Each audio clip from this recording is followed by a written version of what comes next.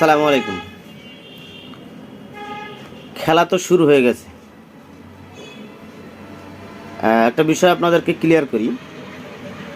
বেশ কিছুদিন যাবৎ ভারতের যে মিডিয়াগুলা প্রচার করে আসতেছে বা ভারতের গণমাধ্যম যারা প্রচার করে আসতেছে যে বাংলাদেশিদের মধ্যে যারা চিকিৎসা নিতে যাবে তাদেরকে ভারতের পতাকাকে প্রণাম করতে হবে, যেটা একজন আমি বাংলাদেশি হিসাবে সাপোর্ট করি না বা এর প্রতিবাদ তীব্র নিন্দা জানাচ্ছি।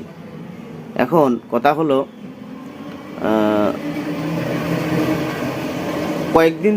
গত কয়েকদিন বলতে পরশুদিন থেকে দেখতেছি যে ভারতের যে অঞ্চলগুলোতে বাংলাদেশিরা চিকিৎসা নিতে যায়, এই বাংলাদেশিরা চিকিৎসা নিতে না যাওয়ার কারণে অনেক ব্যবসায়ীদের মাথায় হাত। আপনি আমি লিঙ্ক দিয়ে দিচ্ছি, সেটা লিঙ্কটা ফলো করলেই দেখতে পাবেন। লিঙ্কে গিয়ে ভিজিট করলেই দেখবেন আমাদের বাংলাদেশের যে টিভি নিউজ চ্যানেলগুলো আছে তাদের নিউজেই দেখেন তাদের বাংলাদেশিদের না যাওয়ার কারণে তারা আধা পেট খেয়ে আসে।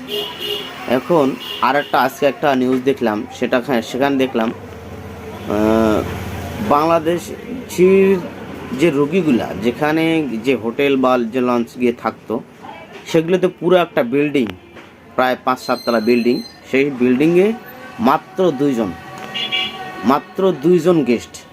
এখন ভারতের ব্যবসায়ীদের তো পুরাই মাথায় হাত।